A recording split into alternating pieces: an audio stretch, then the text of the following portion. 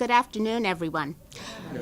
First, I would like to thank the governor for giving me the opportunity to serve on this very important commission, and thank you for your confidence in me to serve as one of the leaders and chair. You know, as I thought over the last few days of why I really wanted to do this, and it reminded me of we've all had this experience when you purchase something or you get, a new house, a new car. You say, I really love this house and car. But that as time goes on, the more you say, I really, really love this. And this is how I feel about the potential of this commission. It's a wonderful, wonderful opportunity. And I'd like to just share with you a few reasons why it's so important for me personally and why I'm so honored to be a part of it. First, is in the area of recognition and acknowledgement. Clearly, there are a number of challenges, obstacles, et cetera, that we all need to overcome relative to seeking the goals of the commission. But we can't begin to fix and address issues that we don't acknowledge. And I think the first step of reestablishing the commission is an acknowledgement and a commitment to seriously looking at what are the obstacles and concerns of the Black community in its entirety and how we can move to make progress. But the second thing, as I looked at the theme of this day and the overall concept of the reestablishment of the commission, is that it's an acknowledgement and recognition not just of the obstacles, and there are many, and we have many challenges, but also a celebration, if you will, of the diversity, the global diversity, and also the accomplishments that have been made and are made by the Black community in Massachusetts.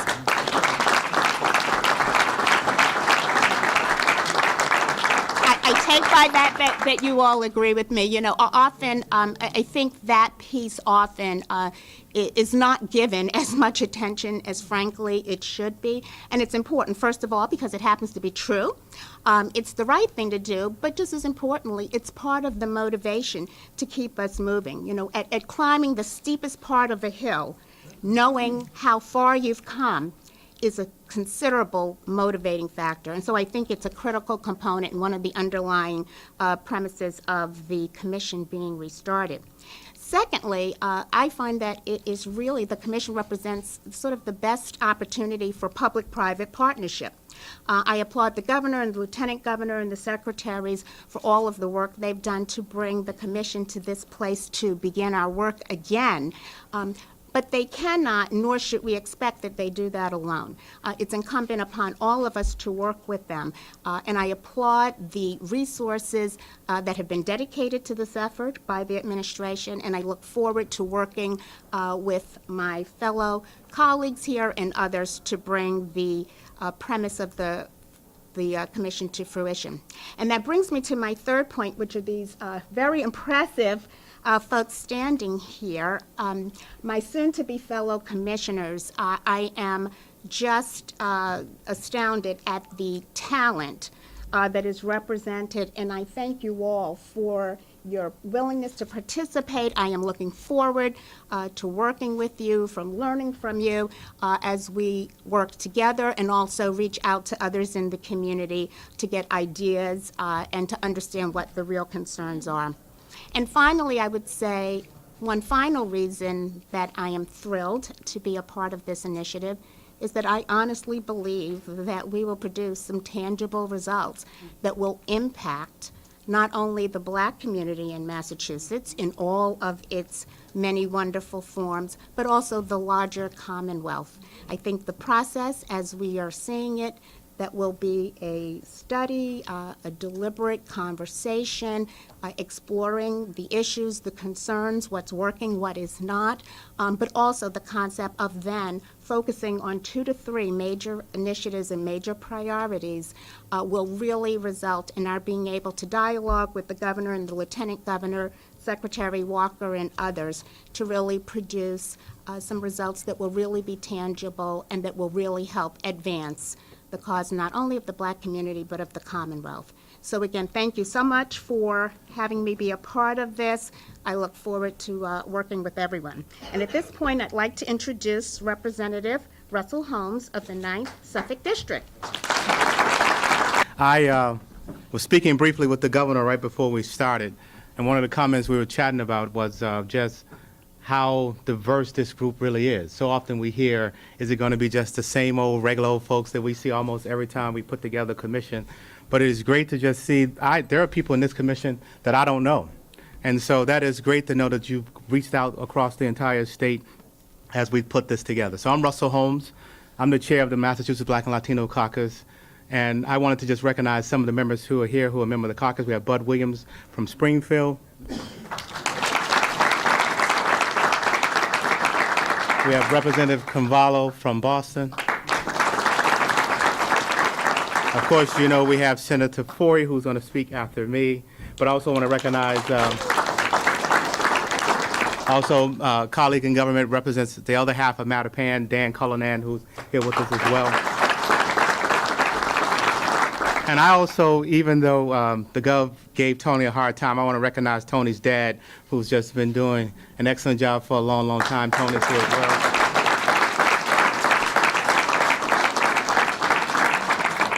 And I'm sorry I have to keep doing it. Chief Green's in the house. I can't let him not be recognized, our chief. Travis McCready, Jesse St. Clair. I mean, there are lots of roles that we have in government today, and it's great to see that diversity here in the room. It's great to see it on the panel. So I began by simply saying that we meet with the governor every 3 months. And when we initially, that is we, the Black and Latino Caucus, when we initially met with him the first time, one of the big questions was how often would he meet with us? And we were thinking he would probably say once a year or so, and we're going to have to fight with him about it. But Rep. Swan at the time said, we think we should meet quarterly, and he says, fine, let's do that. And so I'm going to just say he has been true to his word, that every single quarter we have met. I can say literally none of those conversations are easy. They are all very difficult because of the fact that it is very difficult as the 13 of us to hear from everyone around the state and try our best to bring those 3 or 4 or 5 issues that are the most pressing issues at this particular moment. And so when I see the commission comes together, I just feel like, hey, I have a new team. I have more folks who can come and express our opinion and what we think is important. So in a time when I recognize that this country, there's an awful lot of fear and anxiety in this country, an awful lot. And so when I think of just even some of the simple things of we've had, unfortunately, black churches being burned. We've had the mosque being burned. We've had, obviously, the Jewish cemetery being destroyed the other day. What comes out in all of those issues is that folks on the opposite side have been out to help. You've had whites in Greenwood come out with the black church that was burned. You had Muslims come out and help to repair the Jewish cemetery. We've had the synagogue open up its doors to the mosque that was burned in Texas. That spirit is what we need to really be thinking about when we think about us as a Black Commission. We need to, of course, as we've gone around the state, the Black and Latino Caucus, we have heard often about how even some of the immigrant community within the Black community is sometimes ignored. We need to hear that loud and clear because many of us as African Americans think that everyone has the same experience that we have. We don't. Representative Cavallo and I have had several conversations because he's an immigrant. He was actually born in Cape Verde. And so his experience of how he receives his blackness here in the country is very different than mine, growing up in the South. And so we have to learn to respect that. So with all of the climate that is happening, I think that you guys come on board at a precarious time. You really need to, even as I receive phone calls today, you need to go to the neighborhoods as we've been doing, the Roxburys, the Dorchester. You need to go in them. You can't just have meetings just simply here in the State House or at typical places and hear where your meetings are. I think it would be great to host the meetings in the neighborhoods. I also think, as chair of the Black and Latino Caucus, it's important for me to say that we're going to announce soon, I think, the Latino Commission, but it is important for you to work with other commissions. Work with the Asian Commission, work with the Latino Commission, work with the Women's Commission. Because so often we get into a room and we're battling for just our one point, and it feels like we're battling against each other. But we all have to run in parallel. The women can't forget the Black and Latinos. The Black and Latinos can't forget the women, can't forget the transgender. I mean, we're unfortunately at a time where it feels like we are retrenching and going to battles that we thought we had already covered. We thought we had solved the Voting Rights Act 50 or 60 years ago, but we clearly have not. And so we're retrenching and fighting battles that, unfortunately, you as a commissioner are going to have to try to figure out how do we fight them again. We've made it at a tremendous amount of progress, clearly, but the nuances of all the things that are happening in society today, we have to just be very careful with. So, sorry, I went off, didn't even read from my notes. I apologize. So I'm past my time. I was supposed to read something here, but I'm going to just say, I'm going to end with just simply saying the person I've been asked to introduce is Senator Forey. And she, of course, is emblematic of all the things I just said. She is, when you see her, she's a woman. So clearly she's in the struggle when it comes to women. When you see her, she's obviously a black person, and so she is black. When you see her, but she can say she is black because sometimes the question becomes, even in the black community, if she's Haitian or she's black. And that's a conversation that's real. We got to have that conversation about the battles that happen in the black community, even between Haitians, Cape Verdeans, black. That's just real talk. We just have to solve some of those issues. I mean, because sometimes she's not black enough, right? And so you have to just tell it like it is. And so when you think of her also, as you think of all these nuances, she's also in an interracial marriage. And her children are half Irish, half Haitian. And so you have to just try to think about all these conversations that are now real. It's not like it was in the 60s where most things were simply black and white. We've come a long way from there. And so apologize for not being on script, but I want to introduce my friend. I'm going to also recognize that China Tyler, one of the other members of the Black and Latino Caucus, has joined us as well. Thanks. So come on up, Senator. Senator Forey. So, if we're off topic, I mean, you guys I can have a stay here question. if you What's the want. number one goal you have for us? Pick 2 or 3 things, not 100, that can really move the needle. That's what I've talked to Deb about. Okay. But as the Lieutenant Governor said, finding 2 or 3 things is hard work. And by the way, you know, somebody said to me one time, I thought it was great advice. They said, you can do a lot of different things. You just can't do them all at once and do them well.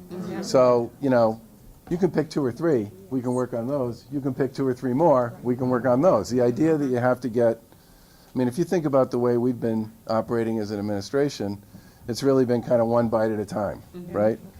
And that's kind of the way I hope you think about this, okay? Great, thank you. Allison? Okay, now, right.